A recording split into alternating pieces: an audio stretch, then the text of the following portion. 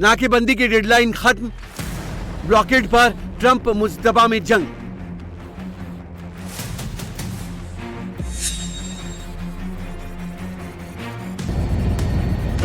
Iran युद्ध में पाकिस्तान के जरिए शांति की नाकाम कोशिश के बाद एक बार फिर अमेरिका और ईरान के बीच तनाव गहराता जा रहा है। करीब 6 हफ्ते की लड़ाई और सीज फायर की दुहाई के बाद अमेरिका ने ईरान की घेराबंदी शुरू कर दी है। हॉर्मुज पर ट्रंप का नेवल ब्लॉकेड जारी है।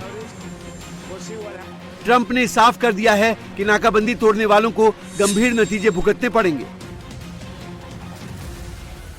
हॉर्मुज में नेवल ब्लॉकेड को लेकर कड़ी चेतावनी देते हुए ट्रंप ने ट्रूथ पर लिखा कि इस नाकेबंदी को जो भी जहाज तोड़ने की कोशिश करेगा उसे समंदर में ही उड़ा दिया जाएगा। It's going on. Because right now there's no fighting. Right now we have a blockade. They're doing no business. I didn't like seeing boats come out if they were doing business with Iran, but if they weren't, no boats came out. So now Iran is doing absolutely no business, and we're going to keep it that way very easily. Don't forget, their Navy is gone, their Air Force is gone, their anti-aircraft is gone, their radar is gone, and their leaders are gone. We can't let a country blackmail or extort the world, because that's what they're doing. They're really blackmailing the world. We're not going to let that happen.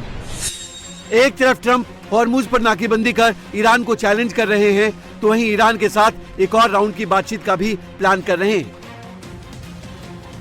Trump ने उपराष्ट्रपति JD Vance के पाकिस्तान में हुई वार्ता पर कहा कि अमेरिकी टीम ने बहुत अच्छा काम किया है। ईरान में भी कुछ अच्छे लोग हैं जो उनके संपर्क में हैं और डील करना चाहते हैं।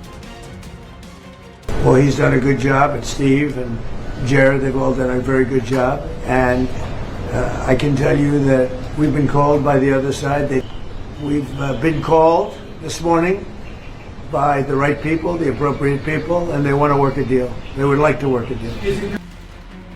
एक तरफ अमेरिका हॉर्मुज पर नाकेबंदी के जरिए दुनिया को मैसेज देना चाहता है कि उसने पीस टॉक फेल होने के बाद ईरान की मनमानी खत्म कर दी है, तो वहीं ट्रंप अब अपने अगले टारगेट को लेकर भी बात करने लगे हैं।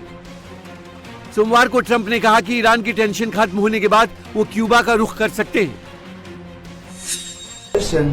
We may stop by Cuba after we're finished with this, but Cuba is a nation that has been horribly run for many years by Castro. राष्ट्रपति ट्रंप ईरान के बाद क्यूबा का जिक्र कर रहे हैं, तो इधर हॉर्मुज पर अमेरिकी नाकेबंदी के बाद एक बार फिर अमेरिका और ईरान आमने सामने। ईरानी सुरक्षा बलों ने कहा है कि किसी भी सैन्य कार्रवाई का जवाब दिया जाएगा और उनके पास अभी भी कई सीक्रेट हथियार मौजूद हैं। ईरान ने अमेरिकी नाकेबंदी को गैर कानूनी बताते हुए हॉर्मुज स्ट्रेट पर अपने स्थायी नियंत्रण की बात कही है। इसके साथ चेतावनी भी दी है। IRGC के प्रवक्ता इब्राहिम जुल्फागरी ने बयान जारी कर धमकी दी है, यदि फारस की खाड़ी और ओमान सागर में ईरान के बंदरगाहों की सुरक्षा को खतरा पहुंचा तो फारस की खाड़ी और ओमान सागर में कोई भी बंदरगाह सुरक्षित नहीं रहेगा।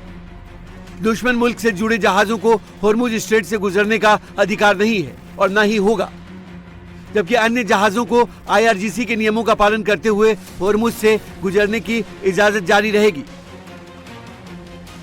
हॉर्मुज पर अब एक तरफ अमेरिकी नाकेबंदी है और धमकी दी गई है कि किसी ने स्ट्रेट पार करने की कोशिश की तो उस जहाज को उड़ा दिया जाएगा। तो ईरानी सेना हॉर्मुज की नाकेबंदी की सूरत में पूरे मिडिल ईस्ट के पोर्ट पर हमले की चेतावनी दे रही है। मतलब ये कि इस बार युद्ध रिजीम चेंज करने या एटमी प्रोग्राम खत्म करने के लिए नहीं, हॉर्मुज पर कब्जे के लिए हो सकती है।